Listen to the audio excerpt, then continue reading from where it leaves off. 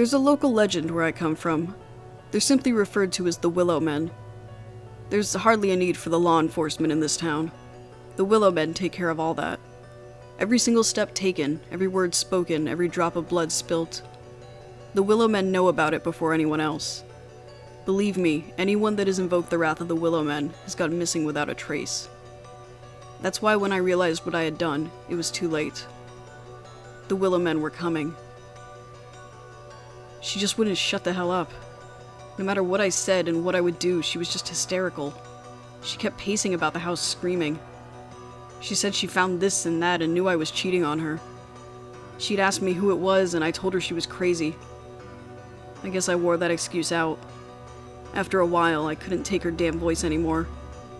I'd walk room to room and she'd follow me. When we got to the kitchen, I had my fill. I reached for the first knife I could find and jammed it into her throat. The face of anger and sorrow melted into one of despair and disbelief. The crimson fluid ran freely all over her blouse, and she dropped to her knees, scrambling around on the floor. She clawed at the tile and made gurgling noises which only served to infuriate me. I grabbed an iron skillet that had been preheating on the stove and took a swing at her head. A wet crack followed the impact, and while I didn't need to keep going, I did. I lost count of the number of times I hit her, but I had a good deal of blood on me.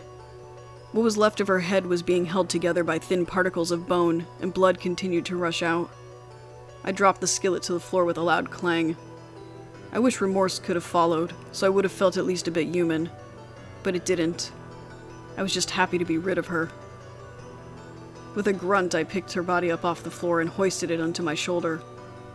Her face hung next to me, dead eyes staring with conviction. I could only chuckle. As soon as I got outside, I dropped the ragged heap onto the ground and went to find a shovel. That's when I knew they were watching. I could hear the whispers from the woods, and in the corners of my eyes I could see them staring intently at my every move. Whenever I would look up to the woods, I would find only gnarled trees staring back at me. I knew they were there. It was dusk by the time she was good and buried. I was drenched in sweat and it had made the blood stains on my clothes expand and turn orange. I looked back up to the woods, and I saw them peering from behind the trees. Long, gnarled faces with hollow eyes and gaunt figures. I could only half see the faces, as they chose to hide behind their precious trees. But they were there, watching, whispering. "What are you staring for, bastards? You heard her. I had to do it," I yelled at them. Was I expecting a response? I don't know. They just continued to watch me from behind the trees. I spit on the ground and threw the shovel down. They would come for me under cover of darkness, and I wasn't going without a fight. I stole away into the house and prepared. I pushed couches and dressers in front of doorways. I nailed wooden boards haphazardly to cover all the windows. As the sun crept underneath the horizon, a great trepidation settled in the pit of my stomach. Was it honestly nerves? I hated to think it was such a powerful fear that I would start breaking into an ice-cold sweat. I loaded up my shotgun and reached for a bottle of whiskey. I forced down a mouthful, and then another, and slammed the rest of the bottle against the wall in frustration. One door I left open. It was the back door that stared out to the woods. I put a chair down in front of it and sat, shotgun in my lap. They were still staring at me. The Willow Men. We stayed staring at one another for 3 days. Eventually, exhaustion began to get the best of me, and I started to nod off. I tried desperately to keep my eyes open. For a foolish second, I propped my head up with the shotgun so that it wouldn't fall. I snapped back to reason and lifted my head high. Last thing I wanted to do was shoot myself. Had I known what was coming, I probably should have. I pushed myself to stay up for a few more hours. The day came and went, and it was the dead of night before I knew it. They persisted behind the trees. I began to rationalize that if I closed my eyes for a second, I could have enough time to open them while the Willow Men were coming at me, so I could take a few down. Smiling, I did just that. Of course, it's difficult to tell how long you were asleep. Could be a second, could be for days. I opened my eyes again, and found I was still sitting in my chair with my shotgun in my lap. I snapped up when I saw that the Willow Men were no longer behind the trees. I flipped out and held the shotgun up, darting around barrel first. I took a few steps outside and tried to control my heavy breaths. I shook damn near uncontrollably and found it impossible to keep the gun steady.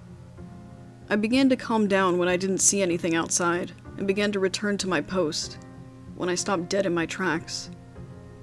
I felt tears well in my eyes and something began to push up and out of my throat. The Willow men were peering from around the doorway and the sides of the house. I froze, staring at their gnarled up faces and branch-like hands. I had to do something. I pulled the gun up and fired off a round. It managed to take out part of the doorframe, but it missed any of them altogether. I popped open the shotgun and madly grasped for a fresh shell in my pocket. I successfully reloaded it and lifted the gun back up. The Willow men continued to look at me from where they had been. I took careful aim this time and fired once more. Another shot hit the doorframe this time, although closer to the Willow men. I fumbled for a third round, and as I did, I saw a large shadow cover me. Looking up, the Willow men were upon me. I screamed and closed the barrel down on my thumb, effectively severing it. Immediately after that, I lost all consciousness and collapsed. When I awoke, it was ice cold. My vision began to return to me slowly, and I could feel that I was being dragged. My heart sank when I looked around. Darkness stretched as far as the eye could see, and I knew I was in the deepest part of the woods. Where my thumb had once been was black and swollen, and had managed to numb up to my forearm. My ankles were in severe pain too, but I didn't know why. When I looked, I saw that they had been clearly snapped, and the Willow men were dragging me by my feet. I began to scream as loudly as possible for someone, anyone. All I did was cause more Willow men to appear and watch me from behind the strangest willow trees I'd ever seen. Their trunks were small and looked just like leather. The earth around them was red and moist, yet where I was being dragged was dry, rugged land. I looked up to the canopy and wished I hadn't. Skinless corpses hung down, blood dripping freely to feed what I now knew were flesh-bound trees. My screams were swallowed by the dark and my throat gave out, hoarse from the strain. In the silence, I heard a faint moaning. I looked around to see if there was someone else here. Maybe some poor bastard who suffered my same fate. To my horror, I discovered the source of the moans. The bodies hanging on the branches of the trees were all still alive. Soon, I too would have my flesh torn asunder, and be damned to hang up there and feed the hungry willow trees. There was nothing I could do but accept my fate. The Willow men had me.